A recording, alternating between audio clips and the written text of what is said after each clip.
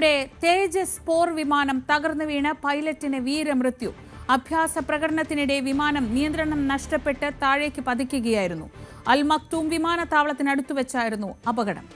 വിവരങ്ങളുമായി MG മിഥുൻ, ഏത് പ്രതികൂല സാഹചര്യത്തെയും അതിജീവിക്കാൻ ശേഷിയുള്ള ഇന്ത്യയുടെ ഏറ്റവും വിശ്വസ്തമായ യുദ്ധവിമാനമാണ് തേജസ്. ആ തേജസ് ആണ് ഒരു അഭ്യാസ പ്രകടനത്തിനിടെ തകർന്നു വീഴുന്നത് എന്ന് പറയുമ്പോൾ അതിന് ഗൗരവം ഏറെയാണ്.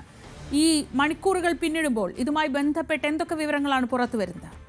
ശ്രീജ, ഇപ്പോൾ IAF തന്നെ, ഇന്ത്യൻ എയർഫോഴ്സ് തന്നെ ഇതിന്റെ വിവരങ്ങൾ പുറത്തുവിടുന്നുണ്ട്. അതായത് നമൻ ശാൽ എന്ന വിംഗ് കമാൻഡറാണ്, ഇന്ത്യൻ വ്യോമസേനയുടെ വിംഗ് കമാൻഡറാണ് ഈ ഒരു വിമാന ദുരന്തത്തിൽ വീരമൃത്യു വരിച്ചിരിക്കുന്നത് എന്നുള്ള വിവരങ്ങളാണ് ഇപ്പോൾ IAF തന്നെ ഔദ്യോഗികമായി പുറത്തുവിടുന്നത്. ഇദ്ദേഹമായിരുന്നു ഈ വിമാനം പറത്തിയിരുന്നത്.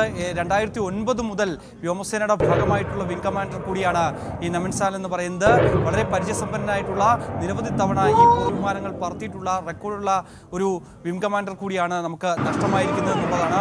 രാജ്നാഥ് സിംഗ് അടക്കമുള്ളവർ, പ്രധാനമന്ത്രി നരേന്ദ്രമോദി, ഒപ്പം തന്നെ ഡിഫൻസ് മിനിസ്റ്റർ രാജ്നാഥ് സിംഗ് അടക്കമുള്ള പ്രമുഖർ ഇപ്പോൾ അനുശോചനം രേഖപ്പെടുത്തി രംഗത്ത് വന്നിട്ടുണ്ട്. നമുക്കറിയാം, ഇന്ന് ഉച്ചയോടുകൂടി, അതായത് അവിടുത്തെ പ്രാദേശിക സമയം 2:10 കൂടിയാണ് ഈ അപകടം സംഭവിക്കുന്നത്. പക്ഷേ ഇതിനൊരു അന്വേഷണം ഇപ്പോൾ വ്യോമസേനയുടെ ഭാഗത്തു നിന്ന് ആരംഭിച്ചിട്ടുണ്ട്. എന്താണ് സംഭവിച്ചത്, എങ്ങനെയാണ് ഇത് തകർന്നു വീണത്, ഏതെങ്കിലും തരത്തിലുള്ള സാങ്കേതിക പിഴവ് മൂലമാണോ അല്ലെങ്കിൽ മറ്റേതെങ്കിലും തരത്തിലുള്ള വീഴ്ചയാണോ സംഭവിച്ചത് എന്നുള്ളതാണ്. അതായത് ഈ ഇജക്റ്റ് ചെയ്യുന്ന സംവിധാനം, സീറോ ഗ്രാവിറ്റിയിൽ പോലും തന്നെ ഇത്തരത്തിൽ ഇജക്റ്റ് ചെയ്ത് രക്ഷപ്പെടാൻ സാധിക്കുന്ന തരത്തിലുള്ള പോർവിമാനമാണ് തേജസ് എന്ന് പറയുന്നത്. അപ്പോൾ എങ്ങനെ അത് ഈ ഒരു കുറഞ്ഞ സമയം മാത്രമേ ലഭിച്ചുള്ളൂ. ആ ദൃശ്യങ്ങളിലൊക്കെ നമുക്ക് വ്യക്തമാണ്. പൊടുന്നനെ താഴേക്ക് പതിക്കുകയായിരുന്നു. വളരെ കുറച്ച് സെക്കൻഡുകൾ മാത്രമാണ് താഴേക്ക് പതിക്കാൻ സമയമെടുത്തത് എന്നുള്ളതാണ്.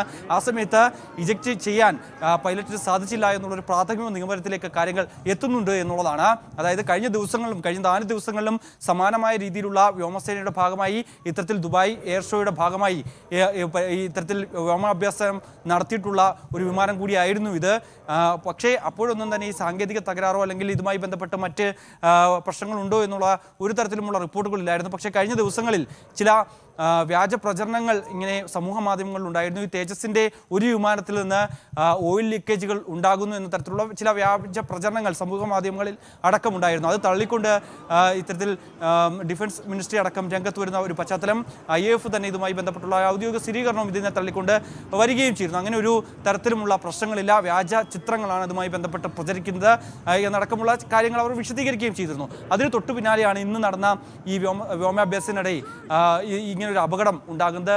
ഈ ദുബായ് എയർ ഷോ എന്ന് പറയുന്നത് ലോകത്തിലെ തന്നെ ഏറ്റവും പ്രധാനപ്പെട്ട, ഏറ്റവും പ്രാമുഖ്യം ചെയ്യുന്ന ഒരു എയർ ഷോ കൂടിയാണ് എന്നുള്ളതാണ്. അവിടെയാണ് ഇങ്ങനെ ഒരു അപകടം സംഭവിക്കുകയും നമ്മുടെ ഒരു വീരജവാൻ ഇങ്ങനെ അപകടത്തിൽ വീരമൃത്യു വരിക്കേണ്ട സാധ്യതയിലേക്ക് കാര്യങ്ങൾ എത്തുകയും ചെയ്തത്. എന്തായാലും പരിശോധനകൾ നടക്കുകയാണ്. എന്താണ് എന്ന് സംഭവിച്ചത്, എന്താണ് ഈ അപകടത്തിലേക്ക് നയിച്ചതെന്നുള്ള കൃത്യമായ വിവരങ്ങൾ വരും മണിക്കൂറുകളിൽ അന്വേഷണവുമായി ബന്ധപ്പെട്ട് ലഭ്യമാകുമെന്നാണ് പ്രതീക്ഷിക്കുന്നത്. ശ്രീജ.